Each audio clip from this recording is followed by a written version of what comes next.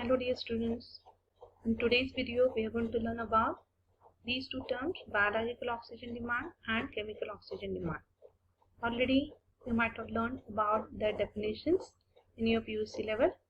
So today we are going to learn the definitions as well as how these two terms can be determined. So these are especially related to the wastewater, so which may come from the industrial effluent or it may be to the household sources like sewage water and all.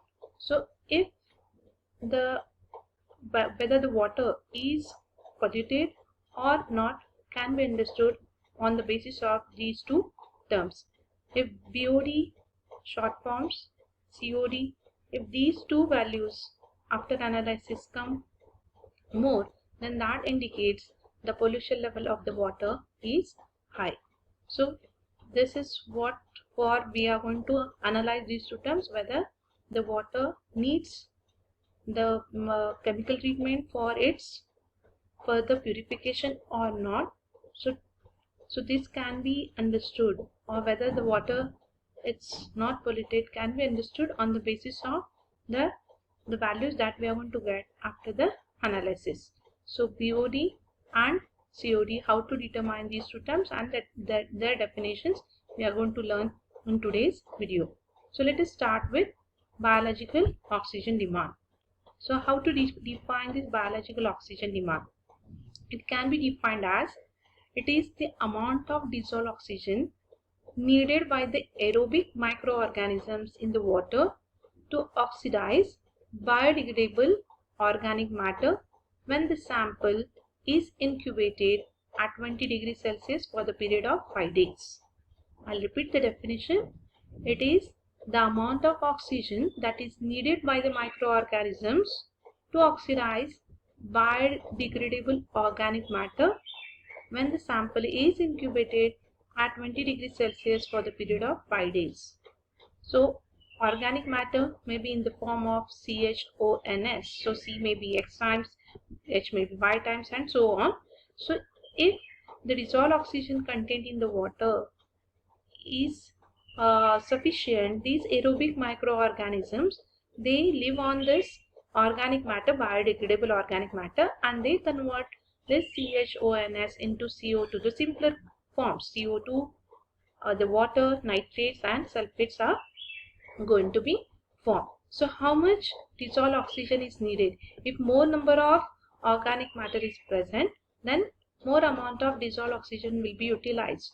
So this can be understood based on the amount of dissolved oxygen that is being utilized by the microorganisms to degrade this biodegradable organic matter. So if you know how much is the dissolved oxygen content utilized, you can find out the BOD, nothing but the biological oxygen demand of the wastewater sample.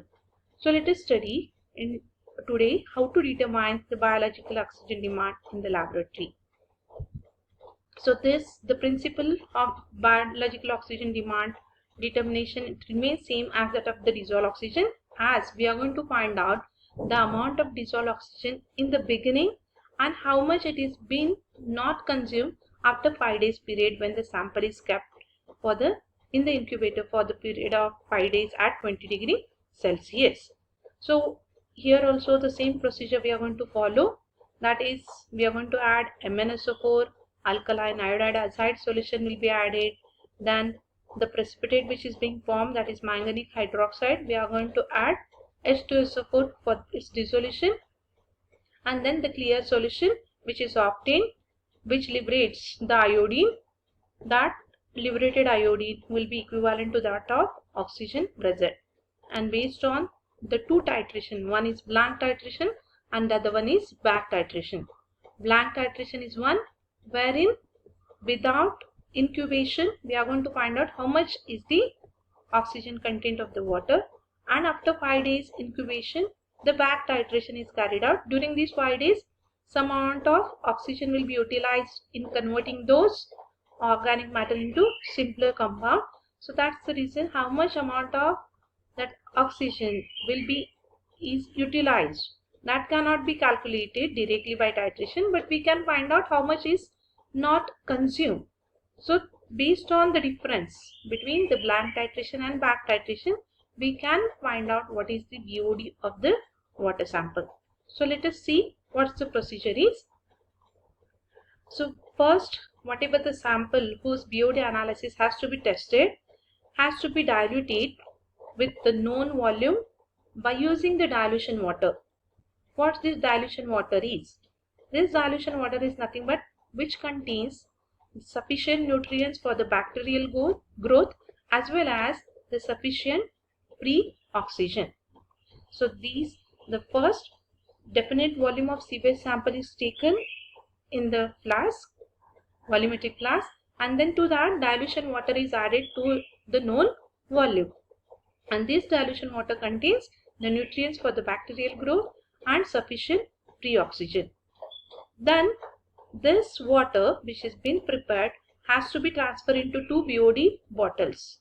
The equal volumes are transferred to two BOD bottles. So these BOD bottles look like this. A reagent bottle that we use in the laboratory should be properly stoppered, and then the dissolved oxygen contained in first means like one bottle has to be kept for the incubation in the incubator for the period of 5 days by keeping the temperature 20 degrees Celsius, and then the one bottle for which we need to find out what is the dissolved oxygen contained in it actual. So this can be analyzed to the bottle. We need to add 2 ml of MnSO4, 2 ml of alkaline iodide azide solution, and after stoppering it you have to mix the solution well and allow the precipitate which is formed, that is of manganic hydroxide, to get settle at the bottom of the bottle. Then this precipitate has to be dissolved in concentrated H2SO4. By adding dropwise concentrated H2SO4, we must dissolve this precipitate, and then the clear solution has to be titrated against sodium trisulfate using starch as an indicator till the color changes from blue to colorless or disappearance of the blue color.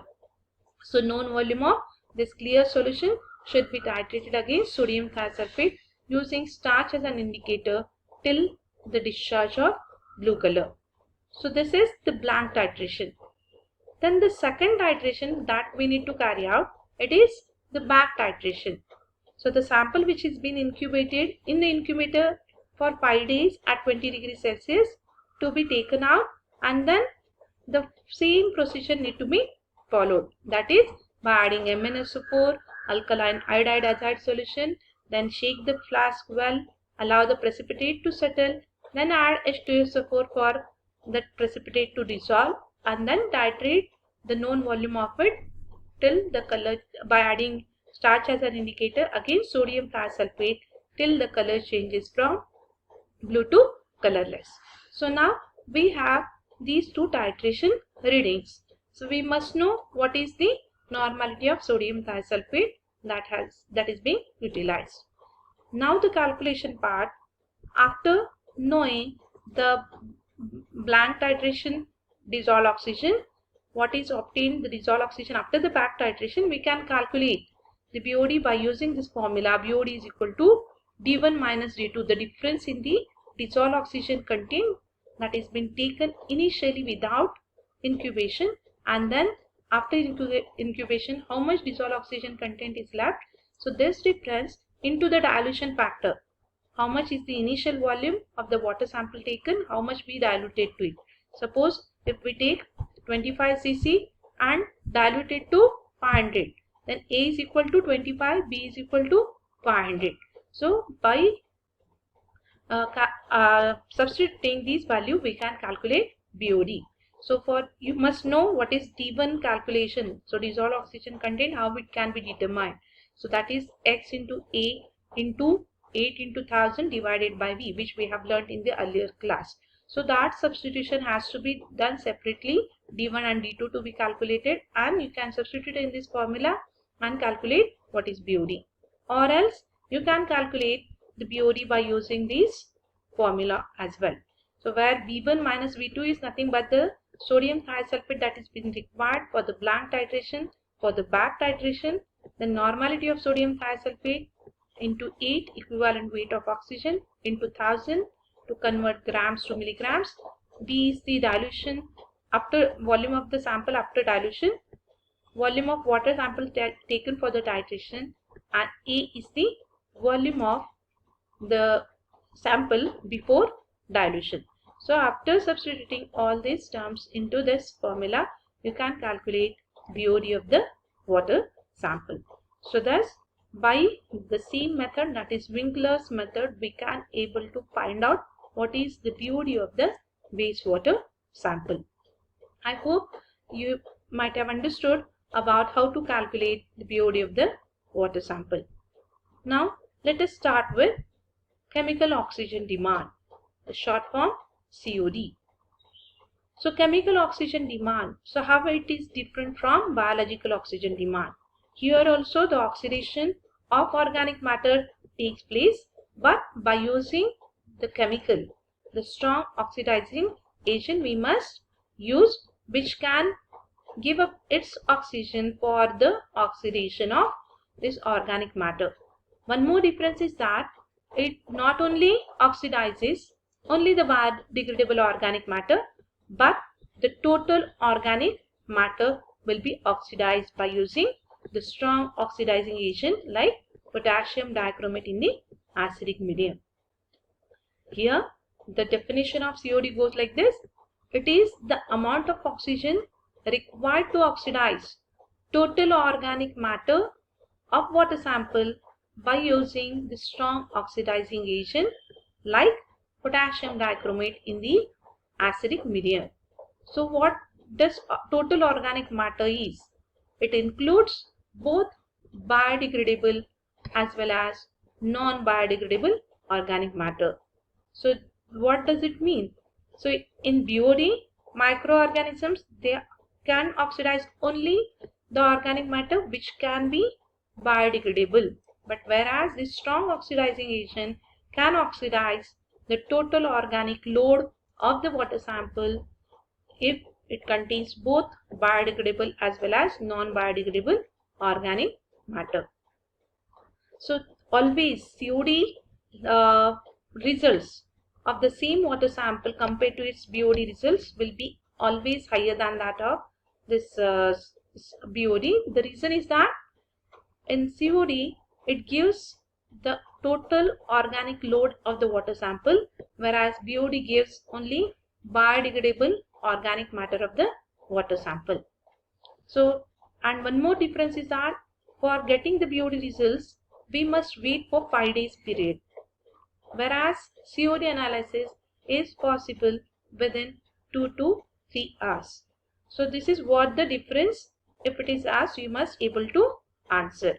Give the definition and you can say COD results will be always higher than that of BOD results, as the COD is referred to the oxidation of the total organic matter, whereas the BOD refers to only the oxidation of biodegradable organic matter.